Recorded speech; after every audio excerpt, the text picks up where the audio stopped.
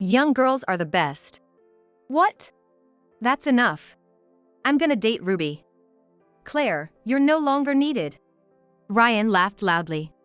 I couldn't hide my confusion at his behavior. Give it a break. There's no way Ruby would date someone like you. Huh? Ruby's pregnant with my child, isn't she? What am I supposed to do, not take responsibility? Stop kidding around. Leah stamped her foot in anger. But Ryan coolly replied to Leah. No use getting mad at me. Ruby was the one who came on to me. Ruby would never do such a thing. Not that it matters. I'm the one she approached. So it's true, and I've done nothing wrong. Ryan put his bag down on the table with a thud. Apparently, nothing got through to Ryan. Well, if that's how it is, I have a plan. I'll just give you time to think about what you've done. Of course, you don't have a say in this. You'll pay for having your way. I don't know what to do. You don't have to say that. I'll take care of getting us to where we need to go. I gently put my hand on Leah's shoulder. My name is Claire Brown. I work in the office at my father's construction company. I just turned 50 not long ago, and I've been thinking about taking it easy. But I can't quit my job. The reason is, my husband Ryan is unreliable. Ryan runs a small electronics store in town. He's the owner, but the business isn't doing well. Complaints from customers are increasing, while the amount of work seems to be decreasing. That's why I have to work hard. Otherwise, our household finances won't make ends meet. That's why I'm still working at this age. But it's not all doom and gloom in my life. Actually, my daughter Leah graduated from college and landed a job at a renowned apparel company. I'm a bit lonely with Leah's independence, but honestly, it's a relief. So, my only worry right now is Ryan. I'm not asking for much. Just that he works properly, that would be enough. But Ryan doesn't work seriously. That's why I always carry a lawyer's contact information in my pocket. I muttered sarcastically. I want to divorce, but somehow I can't bring myself to do it. For the past few years, that's the kind of indecisive life I've been leading. You might wonder why I married a man who doesn't work. It's not like Ryan was always unserious. My family runs a construction business. My father is a carpenter, and now my brother, Nathan, helps out too. My father's construction business and Ryan's electronics store have been working together for a long time.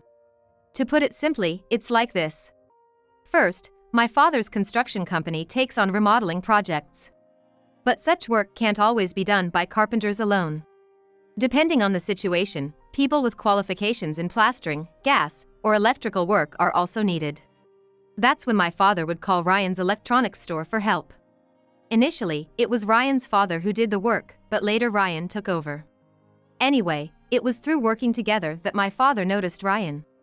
You're a hard worker, so you'd be perfect as Claire's husband. Claire, that's your daughter, right? Yes. You're close in age, and she'd have no complaints, right? That was the start of our marriage. So, it goes without saying that Ryan was serious at first. I also thought he must be a good man since my father introduced him. But as we spent more time together after marriage, Ryan gradually began to show his true colors. By the time Leah was in elementary school, Ryan had started going out drinking night after night. Out drinking again? What's wrong with that? Just a little. Just a little. Aren't you drinking too much? When I frowned, Ryan retorted with an annoyed look. I'm working so we can live, aren't I? That's true, but Leah is still in elementary school, and we're going to need more money. I know that. Don't worry. Ryan laughed it off. I felt anxious, wondering if he really understood. A few weeks later, on a day off. During dinner preparations, someone suddenly came to visit. Who could it be on a holiday? I wondered and headed to the front door. Hearing outside, I saw an unfamiliar man in a black suit. Hello? I opened the door slightly and asked. The man responded in a low voice. Is Ryan Brown here? Do you have business with my husband? You're the wife? Then you'll do. I've come to collect your husband's debts. The man raised his voice. I quickly shut the door. With a loud bang, Ryan came rushing out from the living room, having heard the noise. What's wrong, Claire? Some stranger. He's demanding payment for your debts. Call the police right now. I was almost shouting. But there was no sign of Ryan moving. Wondering why, I noticed Ryan walking past me. He opened the door himself and started talking to the man outside. Could you wait just a moment? No way. I told you about today's deadline. The man shouted. Right then, Leah, who had followed Ryan, started crying. While comforting Leah, I watched the two men talking. It seemed like they were getting somewhere. Ryan has debts. As I stood there stunned, Ryan suddenly began to beg the man. I beg you. I have a daughter and expenses are high. The man's expression darkened. Seeing Leah crying, the man sighed. I'll give you 1 more week. With that, he slammed the door and left. Naturally, after the man left, I confronted Ryan. What were the debts about? Who was the man? I asked rapidly. Ryan tried to dodge the questions at first. But as I didn't let up, he finally relented. Just some bar tabs that piled up. It turned out someone from a bar had come to collect unpaid bills. I was relieved it wasn't someone dangerous. But at the same time, I was furious. Sort out the money yourself. And, if you get into debt again, I won't forgive you. Yeah, I won't get into debt again. Promise me. In the end, Ryan borrowed money from his parents to pay off the tab. Normally, after something like that, a person would become more responsible. But Ryan was different. Far from becoming serious, he started going out even more. Moreover, the money he brought home kept decreasing, probably because he was out having a good time. To make matters worse, complaints about Ryan's business began reaching our home phone. On top of that, I even heard complaints about his interactions with women. I continued to be troubled by such daily occurrences. Eventually, I reached my limit and confronted Ryan. Hey, why are complaints about your store coming to our house? Huh? Don't ask me about that. Is it true you asked a married woman out on a date? When I asked, Ryan's face changed color. He suddenly looked away and started laughing. That was, like a joke. A joke? You mean negotiating discounts in exchange for going on a date with you? No, it's just that. Ryan began to stutter out excuses. But none of them seemed truthful. As I listened to his excuses with a look of disbelief, Ryan suddenly got angry. Are you even listening to me? I am listening. Liar. You looked distracted. Ryan raised his voice. He always gets loud when things don't go his way. A bad habit of his. But that also proved my suspicions were right. Those complaint calls were true.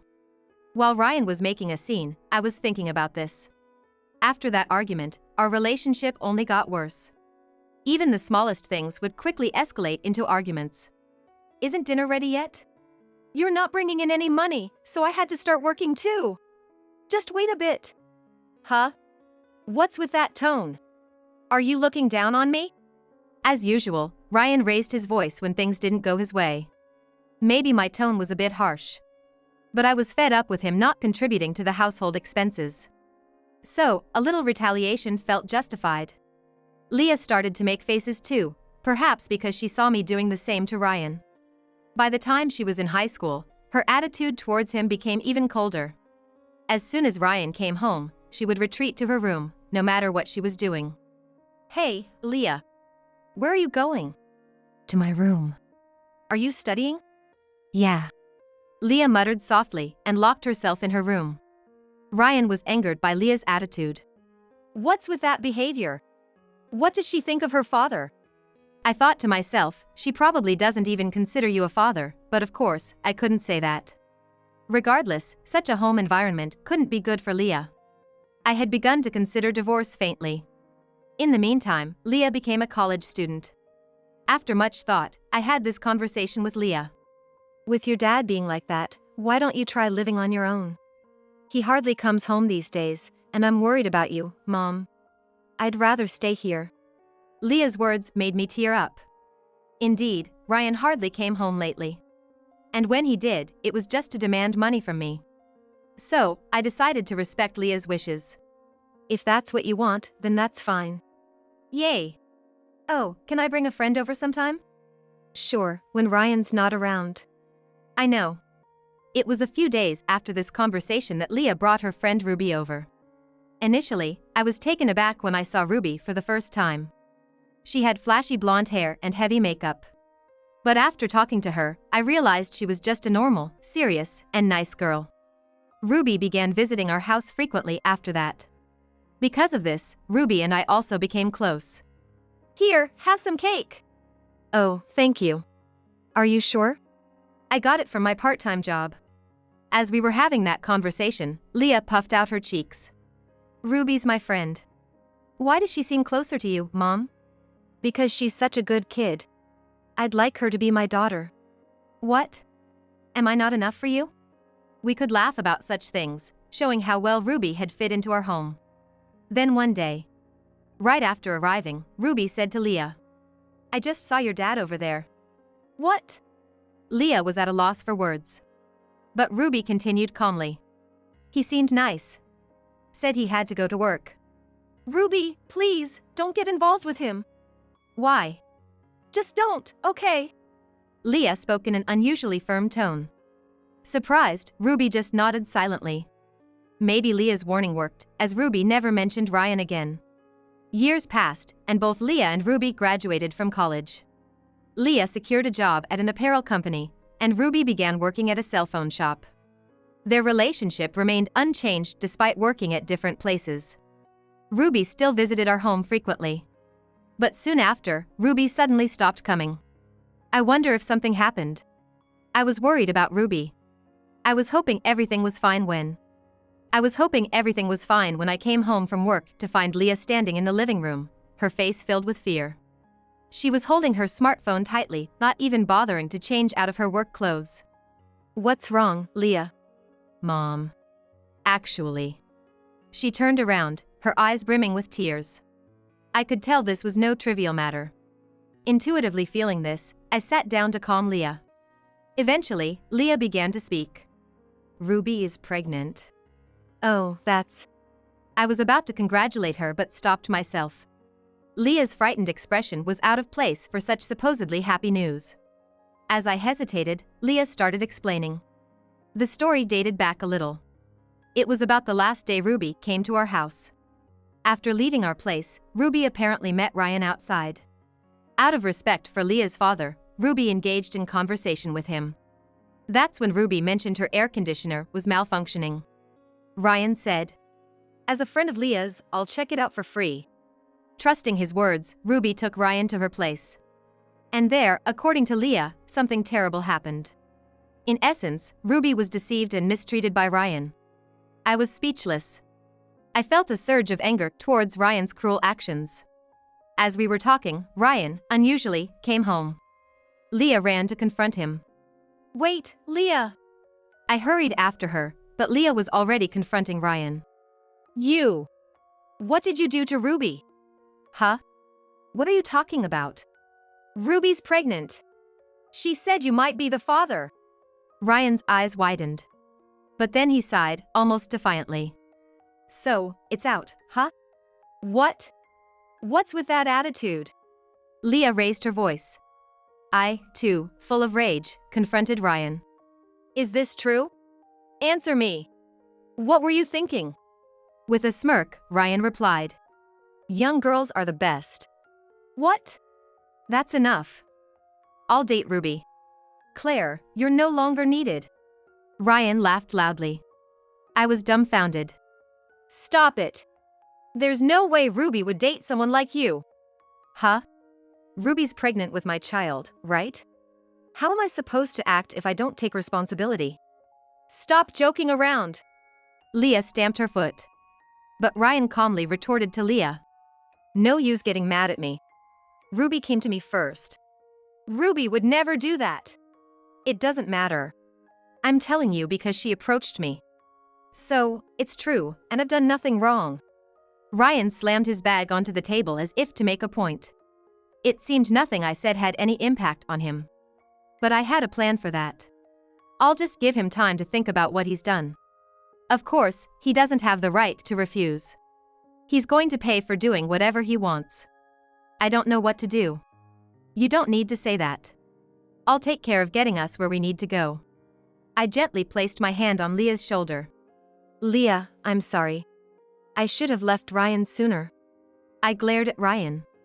But Ryan just retorted nonchalantly. What? You think you're the one to leave me? Of course.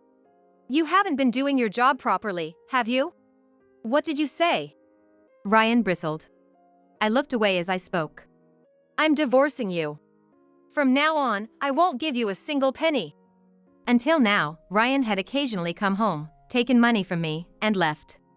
But it was my indulgence that led to Ruby getting hurt. It was all my fault. I took it easy, thinking he hardly came home. So first, I need to cut off Ryan's source of funds. Divorce is the best option for that. You think you're the only source of my income? I don't just live off the money you give me. Then, it's settled. We'll get a divorce. I'm glad you agree. I reached into my pocket. I showed him the lawyer's contact who assists divorce and the forms. Contact this lawyer right now. Hey, are you serious? Ryan suddenly became hesitant. He must have thought I was only bluffing.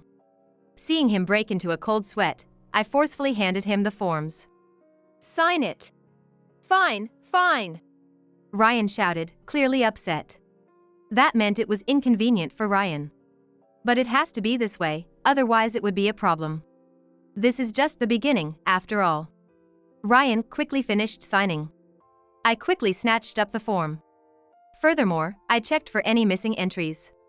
Then I said to Ryan, "We're strangers now. We're leaving." Fine, do whatever you want. I don't care if you're gone. Ryan blustered.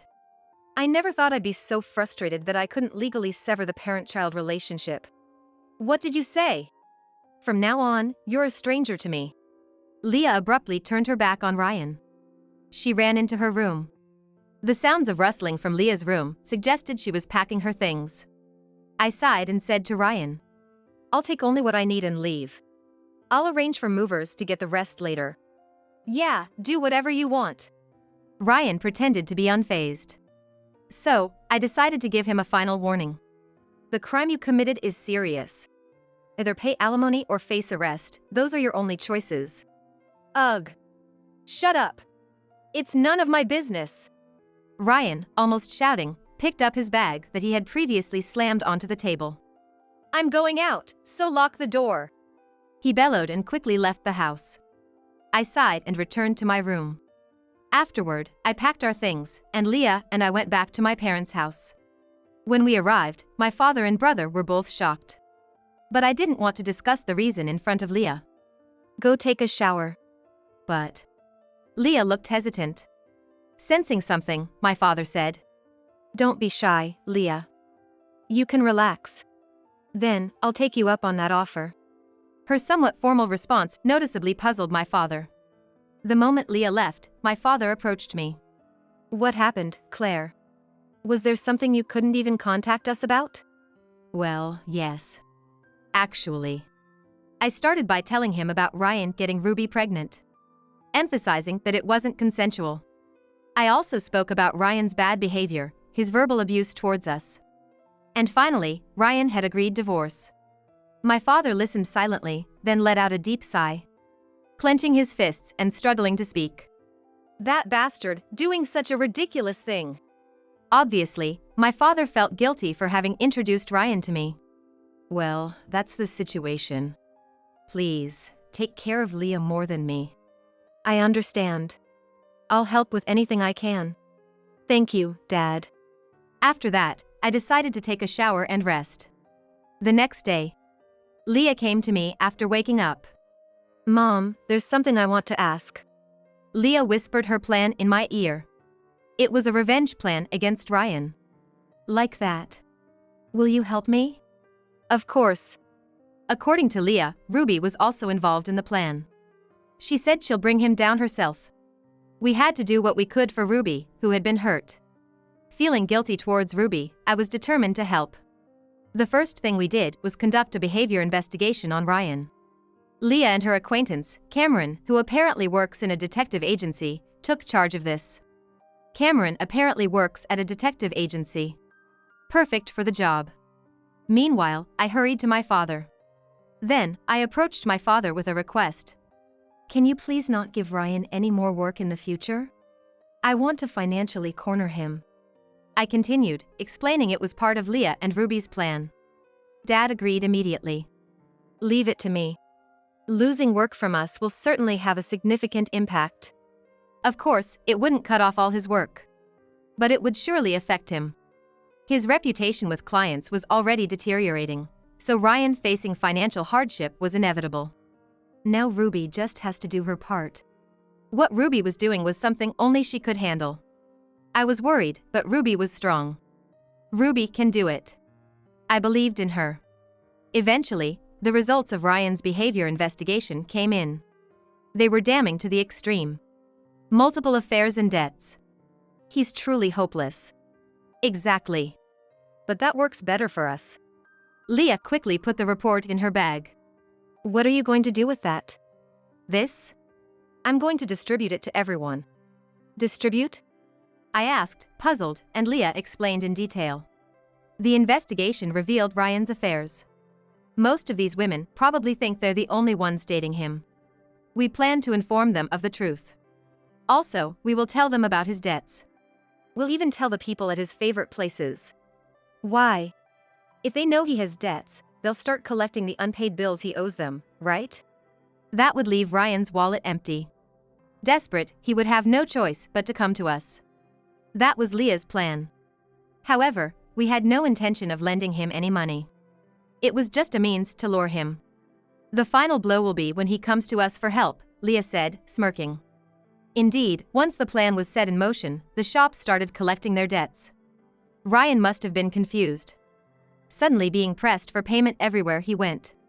The collections were quite aggressive. Just a few days after Leah took action, Ryan contacted us. Claire? Can we talk? Ryan hesitated over the phone. I almost burst out laughing, knowing the reason. What's wrong? Suppressing my laughter, I waited to hear what Ryan had to say. Then, shamelessly, Ryan said, Can you lend me some money? I've had some heavy expenses recently.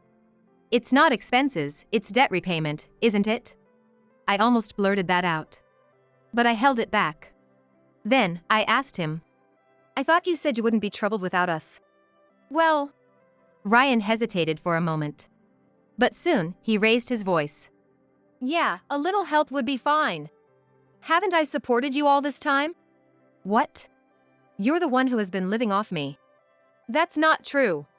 Ryan started to retort, but I raised my voice first. Not a penny for the house. Yet you had the nerve to beg for money. That is, just pay off your own debts. And remember, I'll be demanding alimony for the divorce. I said, and Ryan fell silent. After a while, he shouted back. Shut up. I don't need your help anymore. With that, the phone call ended. I wondered how long his bravado would last. I muttered to myself. For a few days, there was no contact from Ryan. But about a week later, he called again. Help me, Claire! What's wrong? Finally run out of money? As soon as I asked, Ryan started to panic. No! I'm being chased by women. What did you do? So many affairs had been exposed. While thinking that, I answered. You got what you deserved. You should be cornered financially and socially. Don't be so cold. Please, hide me. It's all right, isn't it? How can he be so self-serving? I wondered. But, clearly, he was desperate. Then, I decided it was time for the final stage. I'll lend you some money. Come to our place to get it. Money, that won't solve. That's your only option. Leah is at Ruby's now, this is your last chance. After I said that, Ryan fell silent. He must have been thinking. I hope he doesn't realize. I kept wishing nervously. All right. I'll be there at 7 p.m. tonight. Ryan said only that and hung up abruptly. We did it. It worked. He had fallen right into our plan. I was certain of it. Telling Ryan that I would lend him money when he's in trouble was exactly as Leah and Ruby had planned. Saying this would surely bring Ryan to the house. In reality, it was part of a plan to hand him over to the police. Moreover, when the plan was set in motion, Ruby had gone to the police station. There, she filed a complaint. So, Ryan was supposed to be arrested. I quickly contacted Leah. I'll come over right away. After contacting Leah, I called the police station. I explained the situation and a few officers agreed to come over. So, with Leah, Ruby, and a few officers, we waited for Ryan to arrive at the house. Eventually, the appointed time came. However, Ryan did not show up. Hey, maybe we've been fooled. But he should be in trouble without money, I said, though my heart was filled with anxiety. Maybe Ryan had figured out the plan. What to do if that was the case? My heart felt like it was about to burst. Then, my phone started ringing. I answered the phone, thinking it was him. But it wasn't Ryan on the other end. Huh? Police! I blurted out, inadvertently glancing at the police officers standing behind me. The caller was a different officer from the ones at my house. They reported that a suspicious individual had been apprehended at an apartment complex. This individual turned out to be none other than Ryan. Why would this happen? The words just blurted out of my mouth. But after listening to the police officer's explanation, it made sense. Ryan had been arrested at an apartment complex well known to Leah and Ruby. To be precise, it was the complex where Ruby had lived until recently. Ryan, thinking Ruby was there, had broken into the apartment she had rented. However, Ruby wasn't there. She wasn't with us either. She had already moved out of that apartment. For Ruby, it was the room where she had unpleasant memories associated with Ryan. There's no way she would stay in such a place forever. Of course, she had moved out before the pregnancy was even discovered. Ruby is now living elsewhere with Leah, which Ryan didn't know. I rushed to the scene with the police officers already at my house. When we arrived, Ryan was being put into a police car. An officer asked me, "Are you this man's wife?" "No, his ex-wife," I replied, somewhat irritated. Ryan noticed me and called out, "Claire! You came!" I had no choice. "Help me out here! I just mistook her apartment, explain that to them." He meant Ruby. After a bit of thought, I realized he was referring to her. "What are you talking about? You two aren't in that kind of relationship." Hey, are you trying to frame me? Cut it out, will you?" That's my line. I lost my patience and blurted out, "Ruby filed a complaint against you. No matter what you say, you're doomed to be arrested." "What? Really?" Ryan was dumbfounded. At the same time, things were wrapping up behind me. One of the police officers who had come with me quietly got into the patrol car. He took out an arrest warrant from his pocket and made sure Ryan understood it clearly. What happened next was predictable. Ryan was arrested on the spot. Arrested by the police, he was charged with crimes like trespassing. Of course, the incident with Ruby was included. Further investigation revealed his deception of other women. In other words, marriage fraud. Apparently, he had also been involved with married women. Ultimately, Ryan was prosecuted for multiple crimes and received a prison sentence without probation. Moreover, he faced civil lawsuits from various parties involved. Thus, he truly faced financial and social punishment. Now, Ryan is in prison. I want him to truly grasp the enormity of his crimes. And I sincerely hope he reflects deeply on his actions. I genuinely feel this way.